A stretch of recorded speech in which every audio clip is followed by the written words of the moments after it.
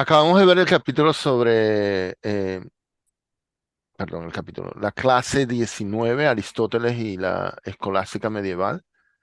Ajá, Leonel, tu reacción.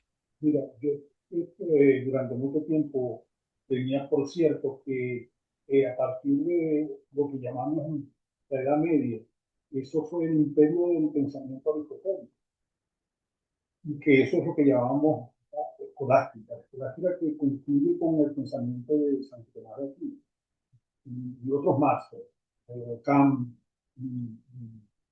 no, no se oye. Sí, no se te oye bien. ¿Puedes repetir, por favor? Digo, durante mucho tiempo yo no era que sostenía, sino que tenía entendido que la llamada, la llamada Edad Media fue el imperio intelectual de Aristóteles, de los aristotélicos.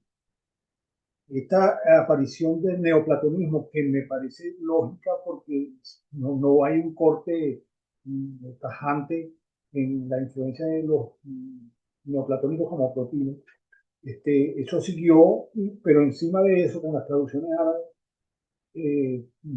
apareció el pensamiento aristotélico como una gran novedad y con nuevas verdades. Entonces, pero todo eso yo lo tenía envuelto en un solo paquete, que era los escolásticos.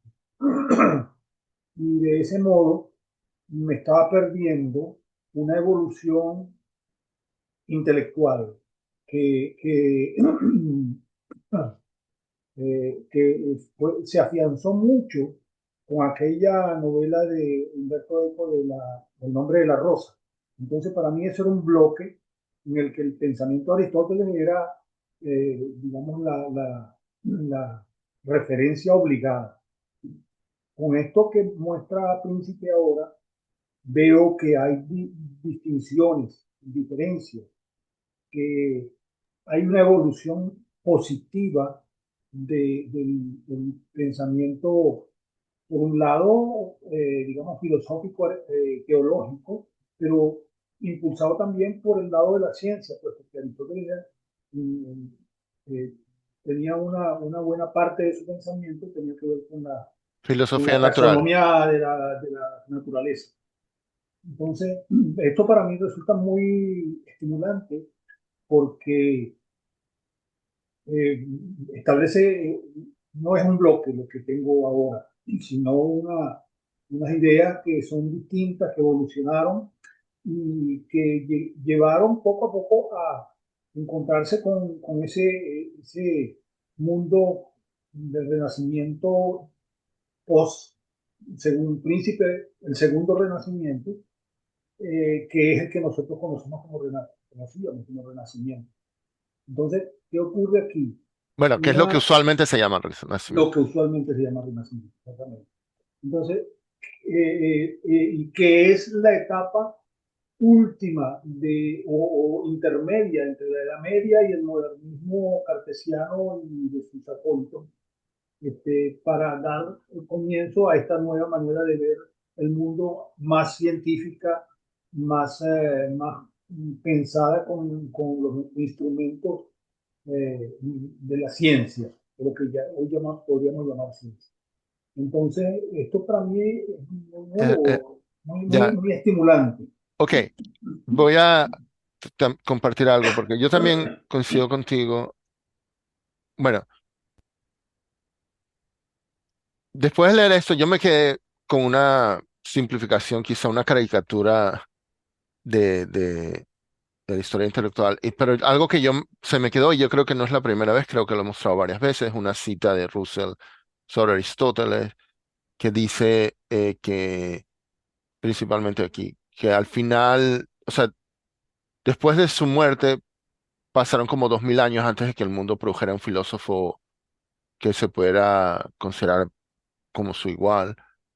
Y al final de ese largo periodo, su autoridad era casi tan incuestionable como la de la iglesia, y que en la ciencia y la filosofía era un obstáculo al progreso.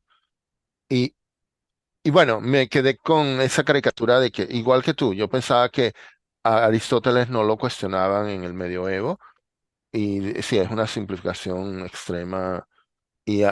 claro, Príncipe, que es un experto en el tema, bueno, nos muestra Un gran aporte. que, bueno, es que, bueno, muestra, yo creo que muestra lo poco lo ignorante que sabía, bueno, del tema. Sí. Jorge, tienes la mano levantada. Ah, era para despertarme.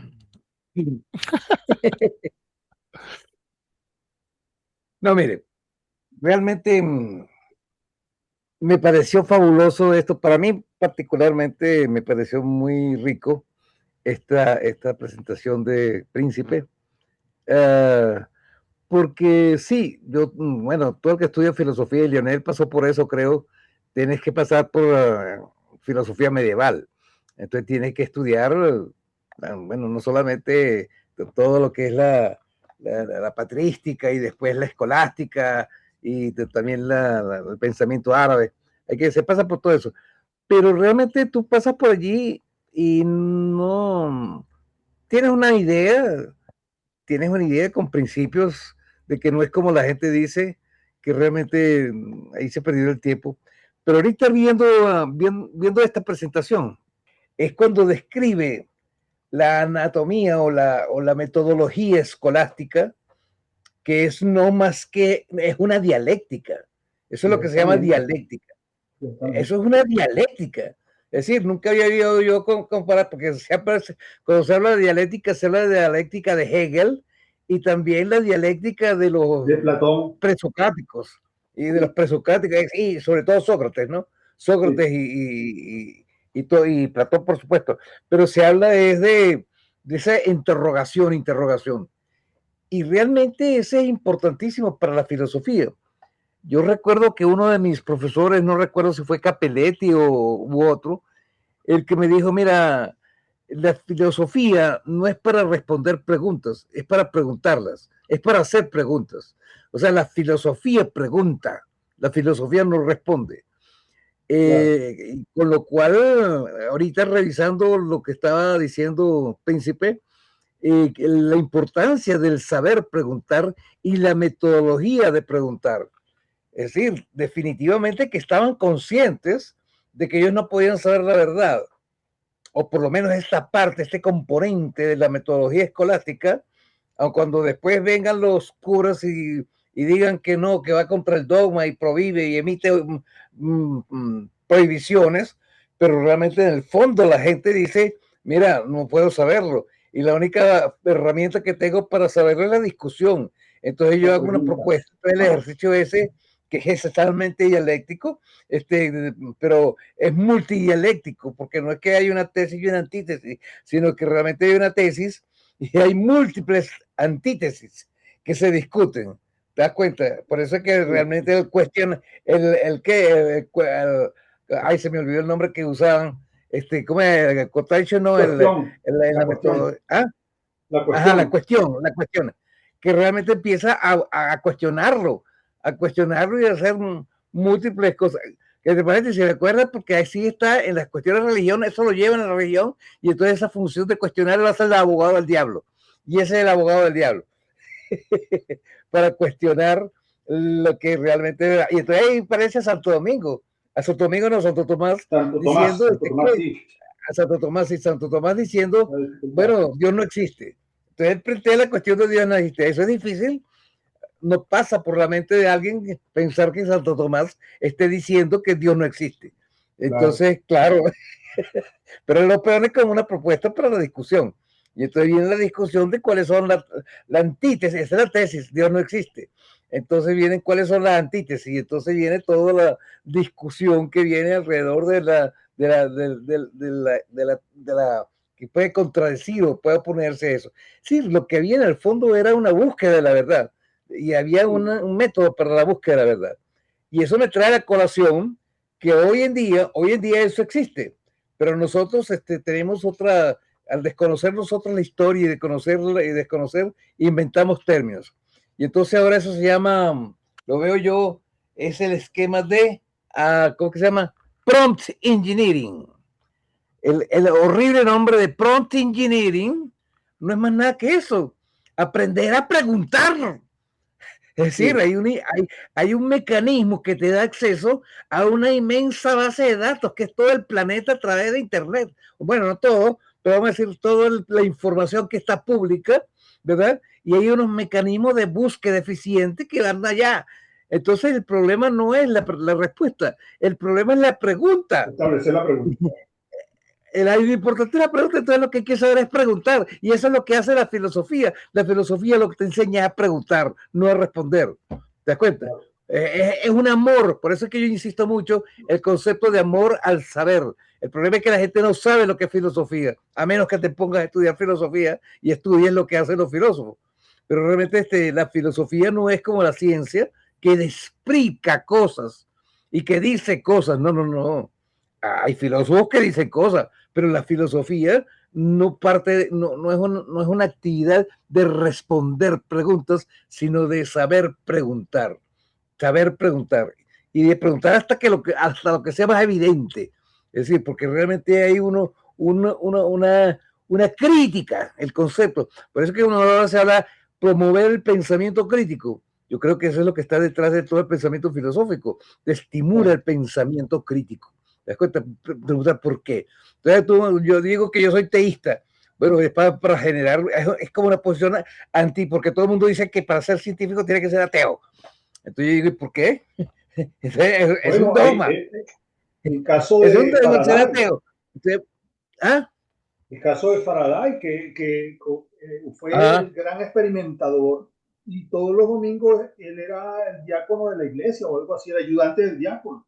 Un individuo probo, creyente, temeroso de Dios, ese era Faraday, pero en el laboratorio el tipo cuestionaba todo y logró exacto, transformar la visión o el uso del mundo.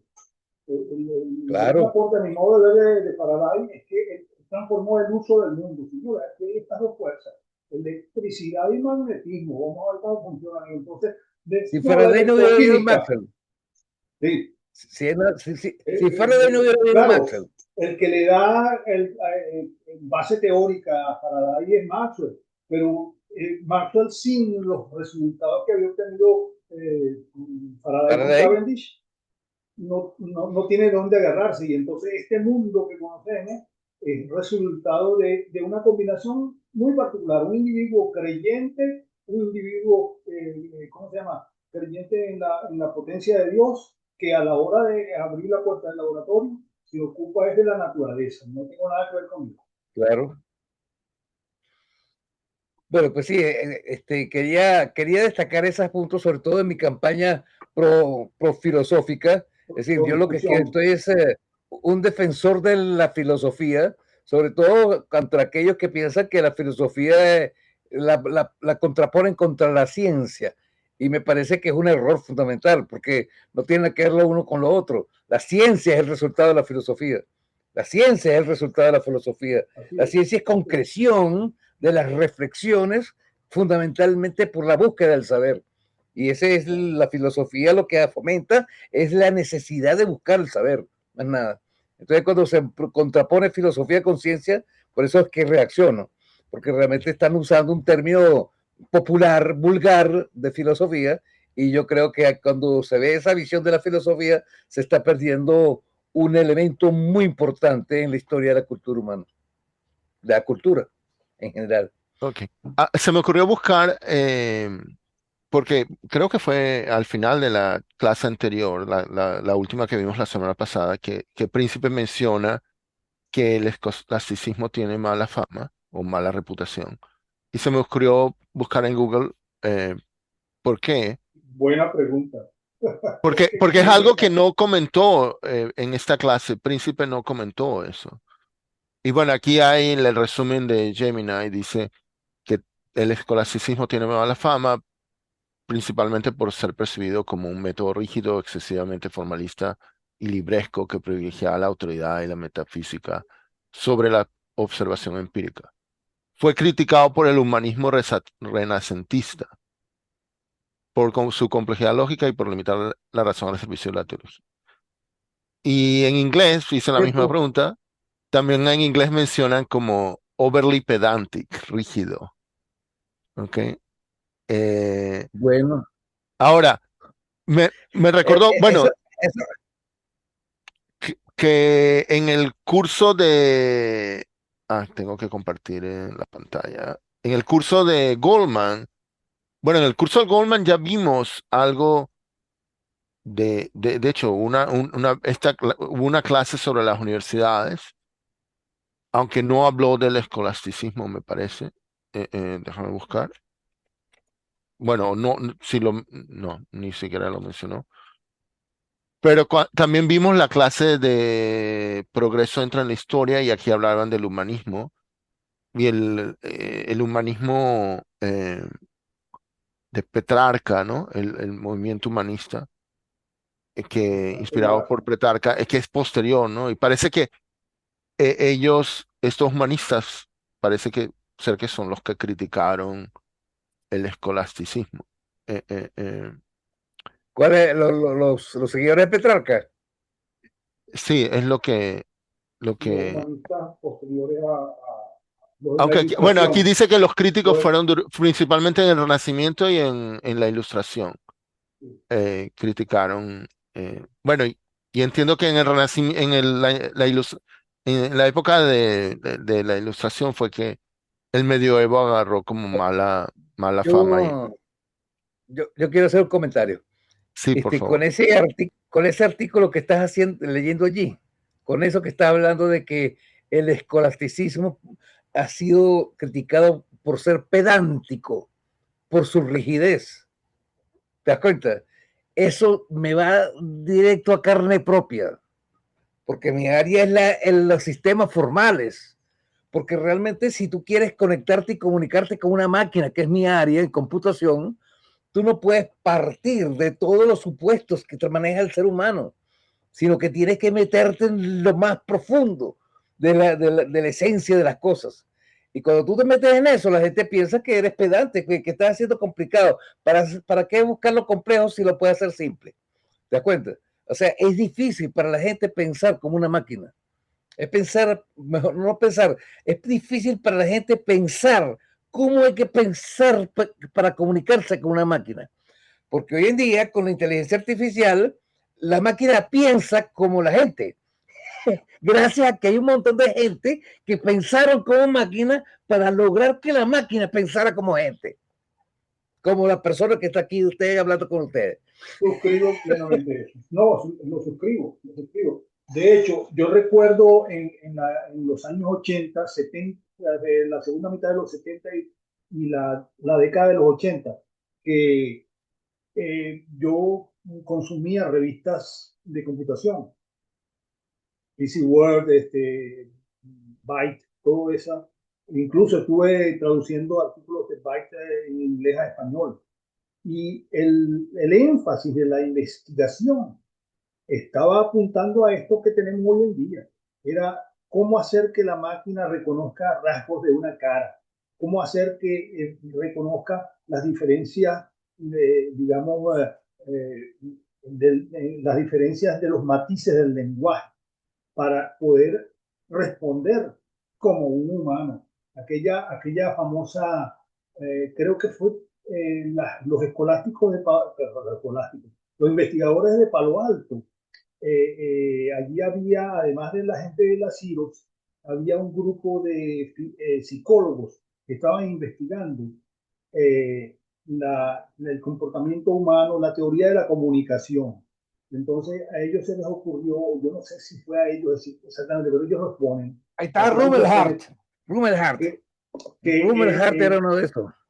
ellos ponen ahora no encuentro el nombre, que era poner en una caja, en un cuarto, ponían a un individuo a hacer preguntas y del otro lado tenías una máquina que las respondía. Entonces, cuando tú reconocías, cuando no podías reconocer la diferencia entre la respuesta de un humano y de una máquina, en ese momento tú obtenías ya la respuesta que estaba buscando. Mira, esa es una persona, eso no es una máquina lo que responde. Ellos Perdón, Ese es el crearon test de Turing. estás Ese es el hablando del test de test Turing. la máquina de Turing, sí, con la el máquina test de de Turing, Turing. el test de Turing. Ese es el test de Entonces, Turing. todo eso, en los 15 años que van finales de los 70 hasta los finales del siglo XX, que explota hoy en día con la inteligencia artificial ya popularizada por los medios y por las redes, eso fue precisamente un conjunto de aproximaciones sucesivas hacia, paso a paso, hacia el conocimiento de un humano puesto en boca de una máquina. Una máquina que habla y que reconoce, que reconoce rasgos humanos, reconoce caras. Puedes decir Sí, este es un individuo de tantos años porque tiene tales arrugas o sí, porque sí, no sí. tiene arrugas. Todo eso lo han resuelto, bueno, en los últimos 20 años Sí, con Deep Learning y Sí, pero con... eso es una estrategia que es muy estilo ciencia empírica. ¿Me explico? Es decir, no es porque estudia la esencia y la estructura de las cosas, no, sino claro que porque no. pone a ver gente, a millones de gente en las redes sociales a que hablen y que se actúen y pone una máquina que vea esas actuaciones y saque conclusiones, que es realmente el método de ver qué es lo que hace el promedio. O sea, es learning by practice. ¿Te das Sí, cuenta? Ese mecanismo que es muy útil, definitivamente es útil, pero la reacción que hay es que con eso no estás entendiendo qué es lo que pasa allí. Estás, estás tomando los modelos que usa el ser humano y los estás reproduciendo en la máquina, para que la máquina haga como lo hace el ser humano, pero no estás sí, entrando en el detalle del por qué. No es que la máquina ahora entiende por qué, no, esa parte no se ha desarrollado. Esa máquina, los que empezaron a trabajar con esa máquina abandonaron el proyecto, que fueron los primeros que empezaron con inteligencia artificial. Ese fue el primer impulso desde el punto de vista de razón. Pero bueno, lo que privó fue después que se empezó a trabajar con redes neuronales, redes neurales, no neuronales. Fue el análisis de las redes neuronales de los seres vivos los que te llega al modelo de las redes neurales, que no es lo mismo las redes neurales que las redes neuronales. Yo les llamo redes neuroidales, porque realmente son modelos matemáticos o computacionales de las redes neuronales, pero no son redes de neuronas. Las redes neuronales son de neuronas y lo que corre la máquina no son con neuronas, es con software, eso es programación que simula el software, simula las sobre un redes modelo que neuronales. simula. Son modelos, exactamente. Ahora, Son modelos Ok, computacionales interesante eso que tú dijiste de esa dialéctica en tres partes, ¿no? Que es la máquina aprendiendo del humano a funcionar como un humano y luego la máquina le responde al humano y tú crees que es Ajá. un otro humano el que te responde. Eso es lo que han hecho, eso es lo que han hecho. Si Sí, no hubiera existido Internet, eso no fuera posible. claro, ¿Por claro. qué? Porque Internet promovió las redes sociales. Y con las redes sociales hay un volumen de intercambio de términos y de habla y No, pero todo y eso. además de individuos pensando. Es una cantidad, Claro, millones de cerebros a nivel de Newton o de Einstein que están pensando porque, por otra parte, eran muy jóvenes, porque dice, mira, la tesis de grado en la que estoy trabajando es el algoritmo que al final resultó ser Google. Y entonces, epa, aquí hay una nueva etapa, porque yo pasé esos años, esos fueron como 3 o 4 años, bailando entre Yahoo y Altavista, y cuando de pronto apareció Google, dije, no, caballero, aquí se acabó el carburo. Y así han Altavista era ido la evolución. el líder. Sí, Altavista ok. a mí me gustaba mucho Altavista, para mí era mejor Altavista. sí, yo también. Pero el punto es que Google es el resultado de una tesis de grado y entonces, si te das cuenta, explora ese mundo, resulta que todos los avances han sido tesis de grado de carajitos de 25 años o de 18 años que están Así trabajando. es, Mire, así es, qué así es. increíble es ese proceso. Y eso Pero es, como yo ahorita, ahora, perdón, ahora que sí, hablamos de la escolástica, mira el salto que hay entre ese mundo de pregunta, de cuestión, respuesta y respondedor y oponente a lo que hay hoy. en definitiva, un individuo que va a escribir una tesis de grado se tiene que meter en ese mismo modelo, aunque no le llame cuestión, se llama, ¿qué problema te mandó a resolver tu profesor de tu tutor? ¿Cuál es el problema que te dio? Ajá, esa es tu cuestión. Y ahora tú vienes a bailar entre dos aguas con la respuesta y la oposición. Es una dialéctica mucho más compleja, una dialéctica de tres aguas.